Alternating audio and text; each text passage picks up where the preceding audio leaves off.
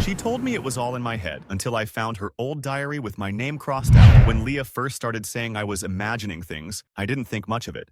Honestly, I thought maybe I was just tired, overworked, paranoid from too many sleepless nights and stress. I brushed it off like most people do when they don't want to admit something might be off, but it didn't stop. It grew, quietly at first, like a draft under a locked door, and then louder, more frequent, more personal. We had been dating for over 2 years. Leah and I met at a coffee shop near the university library. She was reading some old poetry anthology with dog-eared pages, and I asked if she liked Neruda. She laughed, said she preferred Rilke, and that was the beginning. She had this quiet, magnetic intensity, the kind of girl who listens so deeply you forget what you were even saying, the kind who kisses you like she's tasting the memory before it fades. She moved into my apartment after a year. Things were easy, almost too easy. She loved puzzles, jazz at night, rainy days, and hated small talk. We built a rhythm that felt safe and sacred, like something only we understood. I truly thought she was the kind of person who made the chaos outside feel irrelevant. But then things began to shift. It started with little things. Her forgetting inside jokes we shared, claiming she didn't remember the first movie we watched together, or the name of my dog growing up. I laughed it off at first. "You seriously forgot Buster?" I'd tease. But her face would harden, not in embarrassment, in complete confusion, like I'd mentioned someone she'd never met. Then came the trip to the lake. We had gone upstate for a weekend last fall. Just her and me. No cell service, just woods and water and the quiet hum of fall wind. I remember it clearly. We stayed in a little A-frame cabin, made pasta from scratch, played chess for hours by the fire. She wore my hoodie and nothing else, curled up with a book while I built the fire. It was one of the happiest memories of my adult life. One night a few months ago, I brought it up. Just a passing mention. Something like, "Remember that stormy night at the lake when the power went out and we lit all those candles?" She looked at me like I had grown horns. "What lake?" "Last fall. You know, the A-frame cabin? The puzzle you got obsessed with? That stray dog that wouldn't leave us alone?" She laughed, cold. "Ethan, I've never been to a cabin with you. You must be confusing me with someone else." I felt the room sway a little. My stomach dropped. I tried to laugh too, hoping she'd break the act, but she didn't. That night, I sat in bed staring at the ceiling while she read silently beside me. Every sound felt louder. Every shadow stretched longer. I started to wonder if I had imagined, but I had the receipts. I literally had photos on my phone, or at least, I thought I did. I got up, pretending I needed water, and went to the living room. I opened Google Photos, scrolled back to October. Nothing. No cabin, no lake, no Leah in my hoodie. Only some generic selfies, a few sunsets, and screenshots of Spotify playlists. My chest tightened. I remember snapping those pictures. Her silhouetted in front of the lake, her dancing barefoot in the rain. I had shown them to her when we came back. She said she looked haunting. Where did they go? I didn't ask her again. I couldn't. I didn't want her to look at me that way, like I was some poor soul unraveling at the seams. But from that night forward, I started noticing more cracks. She'd claim she'd never been to certain restaurants we ate at. She insisted I was wrong about the date we met. At one point, she said, "We've only been dating for a year and a half," and I nearly dropped my coffee. "Leah," I said slowly, "you moved in with me a year ago. We were dating long before that." She smiled thinly. "No, we weren't." I stared at her. "Are you joking?" She just turned her head toward the window and said, "You always do this. You rewrite things in your head. You make up stories." That word echoed in my brain for days. Stories. I called my best friend Nate and told him what was happening. He's known me since college and had met Leah a dozen times. "You think she's gaslighting you?" he asked. "I don't know," I muttered. "Maybe she's just forgetful?" But Nate said something then that stuck with me. "Forgetting a restaurant is one thing. Forgetting a whole trip? Or your anniversary? Dude, that's not normal." I tried not to let it show, but I started checking things. Quietly, carefully. Her planner, when she left it open on the kitchen counter, full of notes and dates, but none of them seemed to reference anything we did together. Our Spotify history, filled with music I'd never heard her play before. No trace of the playlist we made together called Just Us. Even our photo frames on the shelf felt off, like some of the photos had been replaced. I could have sworn there was a picture of us on the Ferris wheel at the fall festival. It was gone. In its place, a solo shot of her in sunglasses, smiling. But there was no Ferris wheel. No me? I kept quiet, but I watched her more carefully, listened harder. And one night, while she was asleep, I opened the Notes app on her phone. Yes, I know. It's a breach of trust, but trust had already begun to rot. Most of the notes were mundane. Grocery lists, random quotes, workout routines. Except one, a locked note titled Versions. I stared at it for nearly 5 minutes before putting the phone down. What the hell was that supposed to mean? I didn't tell anyone about it. I just sat with it, let it grow inside me like a sickness. Then last week, I came home from work early. She wasn't expecting me. I found her sitting in the bedroom, staring at an old wooden box I'd never seen before. When she heard me, she jumped and pushed it under the bed so fast I almost didn't catch it. But I did, and that box would change everything. I didn't say anything right away. I stood in the doorway, pretending I hadn't noticed the wooden box disappearing beneath the bed. Leah looked up at me with a start, then forced a smile so rehearsed it chilled me more than if she'd just scowled. "You're home early," she said, folding a shirt that didn't need folding. "Everything okay?" "Yeah," I replied, walking into the room slowly, eyes drifting to the edge of the bed where I knew she'd shoved it. Slow day, we talked for a few minutes. About nothing. Her voice was sweet again. Software. She told me about a coworker's meltdown, how the copier jammed for half an hour. She laughed. But something in her eyes never changed, like she was watching me too closely, measuring my reactions. I couldn't focus on a single word. That night, when she fell asleep, I lay next to her in the dark, listening to her breathing, counting each inhale like I used to when I had panic attacks. Once I was sure she was deep asleep, I slipped out of bed, barely breathing, and knelt down on the floor. My fingers found the rough edge of the box. It was heavier than I expected. Solid wood, no lock, just a simple latch. I carried it to the living room, heart pounding, every creak of the floorboard sounding like a gunshot in the silence. When I opened it, I froze. Inside were dozens of folded papers, photos, and notebooks.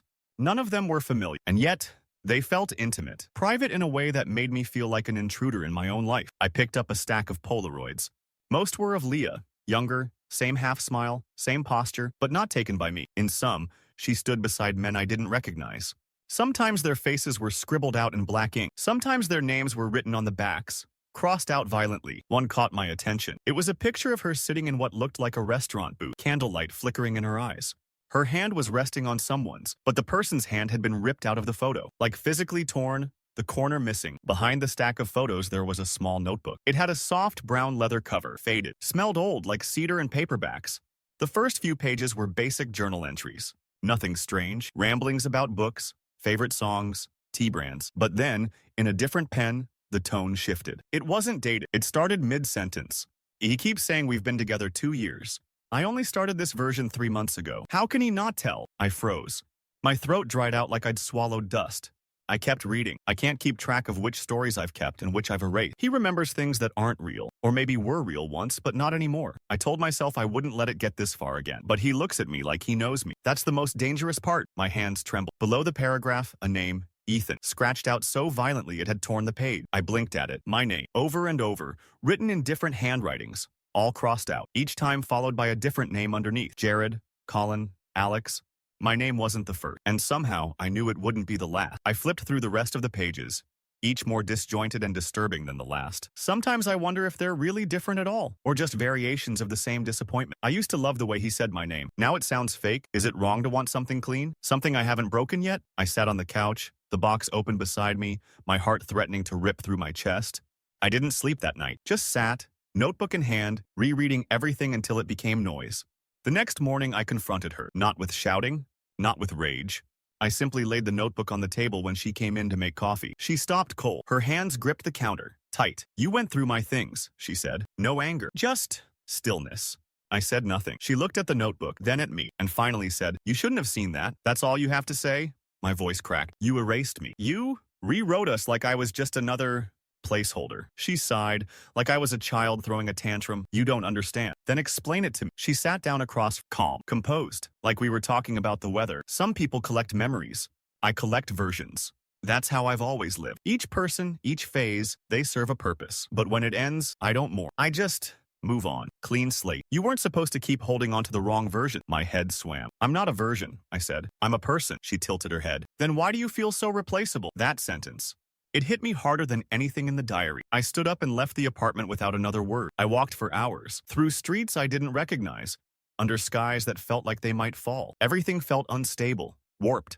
I questioned everything. Had she ever loved me? Did she ever see me? Was I even the one who remembered things right? Or had I been building a fantasy on top of nothing? When I got back that night, she was asleep. The box was gone. The diary too. But the last line I'd read haunted me. This version of him won't last. I already feel the cracks forming. And somewhere deep inside me, I felt them too. I didn't sleep much after that night. I couldn't. Every sound in the apartment felt sharper, more hostile. The low hum of the fridge, the tick of the hallway clock, the rustle of sheets beside me that no longer felt familiar. I laid in bed next to Leah, eyes wide open, staring into the ceiling like it might give me answers. But all it gave me were cracks. I began keeping secrets of my own, not to hurt her. I wasn't even sure I wanted revenge. I just needed truth. Something objective. Something that would tell me whether I was going insane or whether she had really built an entire world of lies and handed it to me as love. The first thing I did was check her cloud backups. I knew her iCloud password, not because she told me, but because she once asked me to help her recover photos from a broken phone. It felt wrong. It was wrong. But when someone rewrites your reality, the rules stop applying the same way. You stop caring about lines. There were files. Hundreds. Notes, photos, recordings, but all disorganized, mislabeled. I scrolled through blurry screenshots of text messages with names I didn't recognize. Photos of dinner tables I'd never sat at. Voicemails from men, soft voices, calling her baby, asking where she'd gone. The timestamps overlapped with when we were dating, and then one folder caught my attention. It was named simply Versions. My blood ran cold. Inside, it was chaos. Digital journals, folders labeled with names. Jared, Colin, David, Ethan. I clicked it. There were saved entries. Some were just single lines. He's too curious. He asked about the lake again, starting to show signs of remembering. May need to reset. Other notes were longer, like clinical observations. Ethan tends to romanticize pain. He thinks heartbreak makes people deeper. Dangerous pattern. May need emotional distance to accelerate decay. Who was she? I sat there, in the glow of the screen, trying to remember the first time I told her I loved her. It had been raining. We were on a balcony, sharing a blanket and a bottle of cheap red wine. I remembered her laugh. The way she touched my hand. I remembered thinking, this is it. This is where I stopped looking. But now I wondered if she had felt the same, or if she had already started writing my ending. That week, I started looking for someone who might help me understand what was happening. I thought of her old friends. Most had fallen out of touch. Leah always said she preferred it that way. She said friendships rotted after a while. But one name surfaced in my mind. Olivia. They had been close once. Leah mentioned her a few times, usually in a dismissive tone. She's too sensitive. She clings too much. She doesn't know when to let go. They hadn't spoken in over a year. I still had Olivia's Instagram handle, though. I sent a message. Hey, this is Ethan, Leah's boyfriend. Sorry to bother. I just wanted to ask you something, off the record. She didn't reply at first, but 2 days later, she did. You're still with her. For now. Meet me. Coffee. Tomorrow. I'm not saying it over text. We met at a quiet cafe across town. Olivia looked older than I remembered. Tired. Wary, but kind. Her eyes softened when she saw me, but not with comfort. It was pity. I was wondering when you'd reach out, she said. What do you mean? She stirred her coffee. It always happens. Eventually, I leaned in. What does? She looked around, then spoke in a hushed voice. Leah doesn't have relationships. She builds scenarios, projects, stories with people inside them. When they stop fitting the script, she pulls away, or worse. She doesn't lie because she's hiding. She lies because it gives her control, because it makes her feel like the author again. I blinked. So, I'm just one of many? She always says she wants something real, Olivia said. But every time real gets messy, she edits it out, or makes the other person feel like they imagine. You're not crazy, Ethan. You're just the newest character in her story. Until she's done writing. I sat back in my chair, numb. I found a notebook. I whispered. She wrote things. About me. About replacing me. Olivia nodded solemnly. She did the same with Alex. He went to therapy thinking he was schizophrenic. It almost broke him. I need to get out, I said. But I don't know who I'll be after. She reached across the table, placing a hand over me. You'll be yourself again. But first, you have to stop letting her define who that is. When I got home, Leah was humming in the kitchen, barefoot, flipping pancakes like nothing had happened. She smiled at me like always, but it didn't reach her eyes. Rough day? She asked. I stared at the woman who once traced poetry into my back with her fingertips, the woman who whispered dreams into my ear, the woman who looked at me like she was memorizing my soul. And I saw nothing, just a stranger in my kitchen. Later that night, while she was asleep, I went to the bedroom and pulled the box back out from its hiding place. I searched through the old notes and notebooks again, more carefully this time. And there, tucked between the pages of a ripped calendar, I found something new, a folded sheet of paper. On the outside, in small letters, if you're reading this, I failed to stop you. I unfolded it slowly, heart pounding. Inside was a time, handwritten, label, color-coded, each version of her life, each boyfriend, each location, each reset, my name, my move-in date, the day she told me she loved, and the day, already written in red, when she planned to leave me. It was next week. I sat there staring at the date circled in red like it had already happened. Next Wednesday. Next Wednesday, she planned to leave, like an appointment, like a dentist visit, like I was just another obligation to cancel. I couldn't move for minutes. My mind felt detached, like it was watching me from across the room. The date wasn't a suggestion. It wasn't conditional. It was decided, like my fate had been predetermined weeks, maybe months ago. I kept reading. The notes on the back were even more disturbing. He's showing resistance. Too curious. Slower to forget than the others. Might unravel before the exit. Be careful not to answer his questions emotionally. That's when the cracks deepen. Redirect blank. Keep him doubting his memory. Clean break. Next Wednesday. Leave the Ethan file incomplete if necessary. I reread the last line so many times it began to blur. Leave the Ethan file incomplete, like I was a document, a draft, a script she'd gotten tired of writing. I put the paper down with shaking hands and backed away from the box. I didn't want to touch any of it anymore. I felt sick, contaminated, like every moment I had cherished was now stained with manipulation and intent. But one thought kept looping in my head. What else haven't I seen? I dug deeper. Behind the torn calendar, inside the spine of an old planner, I found another folded page. It looked like it had been torn out in a hurry. The ink was smudged, some of it blurred by what might have been water, or maybe tears. This one had a title, What I Keep. It was a list. A literal checklist. Bullet points of behaviors, expressions, quirks. Smile at the way he talks about his mother. Let him think the playlist was his idea. Keep the blanket. It helps him associate me with safety. Never mention the Alex incident. Don't let him see me with the red journal. Say, I love you when he's most vulnerable. It read like an emotional autopsy. I suddenly remembered a night weeks ago. I had come home from visiting my dad in the hospital. I was shaken, drained, barely holding it together. That night, Leah had hugged me for the first time in weeks, made me tea, sat with me in silence. I thought it was one of our most tender moments. And there it was, right on the list. Say I love you when he's most vulnerable. That moment, that warmth, that thread of healing. It wasn't spontaneous. It was planned. I dropped the list like it had burned me. That night, I didn't sleep. I couldn't even stay in the apartment. I walked around the city for hours, ending up on a park bench just before sunrise. My eyes felt dry. My thoughts were jagged. I was losing myself. When I finally came back home the next morning, Leah was waiting. She stood at the door in her robe, holding coffee, smiling like nothing had changed. Hey, I was getting worried, she said gently. You didn't text. I stared at her, not saying a word. Where'd you go? She asked, cocking her head. Out, I said flatly. Her smile faltered. Ethan, you're scaring me a little. Are you okay? I could hear it, that careful tone. Not panic. Calculation. She was measuring again, adjusting, running her internal code. I know about the box, I said. She froze. The mug in her hand didn't shatter, but her fingers clenched just enough to make it shake. I know about the timeline, I continued. The file, the checklist, the exit date. Her face remained still. Too still. I don't know what you think you're doing, she said finally, her voice quieter. But you need to calm down. You're spiraling again. No, I said. I'm waking up. She sighed and walked past me into the kitchen. She didn't argue, didn't deny. I was hoping you wouldn't find it, she said, pouring more coffee. Most people don't. Is that supposed to comfort me? She didn't look at me. You have to understand. This is just how I live. Everyone builds a story about themselves. I just happen to write mine more carefully than most. So what was I to you? I asked. A rough draft? A disposable subplot? She turned then, looking me dead in the eye. You were one of the better ones, she said softly. But even you started rewriting things in your own head. That's where the chaos starts. I can't afford chaos. I didn't yell. I didn't cry. I just stared at her and felt the weight of 2 years pressing down on me like a lie I had willingly carried. You're not well, I said. You need help. She tilted her head. Don't we all? I grabbed my coat and my keys and walked out. But not before taking photos of every page, every list, every note. I wasn't going to be just another corrupted file. The next day, I met with Olivia again. I showed her everything. The documents, the diary entries, the folder names. She stared in horror. It's worse than I thought, she whispered. She's evolved. This isn't just manipulation anymore. It's like she's cataloging people, building a personal archive of broken identities. Should I go to the police? I asked. And say what? She replied. That your girlfriend emotionally rewrote your life and made you think you were someone else? We both knew the answer. She has another target, doesn't she? I asked. After me? Olivia nodded. There always is. And then her voice dropped. I think I know who. And just like that, the story I thought was ending was just beginning again. His name was Daniel. He was a barista at a coffee shop near her office. Olivia told me she'd seen Leah there more than once, always with the same smile, the same body language, the same slow seduction she used when she wanted to make someone feel chosen. That magnetic gaze, like you were the only person in the world whose story mattered. She's been there a lot, Olivia said, alone at first.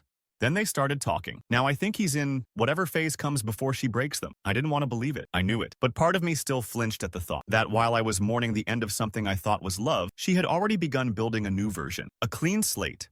A Daniel who didn't ask questions, who hadn't found her notes, who didn't know the red ink was already hovering above his name. I had a choice. Walk away, let him figure it out on his own. Pretend this never happened and reclaim my life, or warn him. I chose the second. I waited until Saturday when I knew Leah would be at her yoga class. I went to the coffee shop, ordered something I wouldn't drink, and sat in the corner until he appeared. Daniel was young, maybe 25. Soft smile, expressive eyes. He looked like the kind of person who wrote music he never played for anyone. The kind of person who hadn't yet been taught how cruel the wrong kind of attention could be. When he handed me my change, I spoke quietly. Hey, Daniel, right? He blinked. Yeah, do I know you? But I think we know someone in common. Leah. His face lit up slightly, just enough to confirm what I feared. You're a friend of hers? I paused. Example. Sort of. I saw it then. The flicker of confusion. The quick recalculation behind his smile. She told me she hasn't dated anyone seriously in a while, he said cautiously. Yeah, that's kind of her thing. We sat outside for 10 minutes. I didn't give him everything. Just enough. The timeline. The box. The versions folder. I showed him screenshots of the checklist. He didn't say a word until the end. Then, he looked up and whispered, "Why are you telling me this?" Because no one told me. He nodded, slowly, as if trying to breathe underwater. I think I'm already in it, he murmured. I told her about my mom's cancer last. She showed up the next day with a book about grief and said she'd read it in one night. She said she felt everything I was feeling. I thought it was beautiful. I didn't say anything. I didn't need to. He looked away. How do I leave? You don't, I said. You run. He thanked me. I walked away. I haven't seen him since.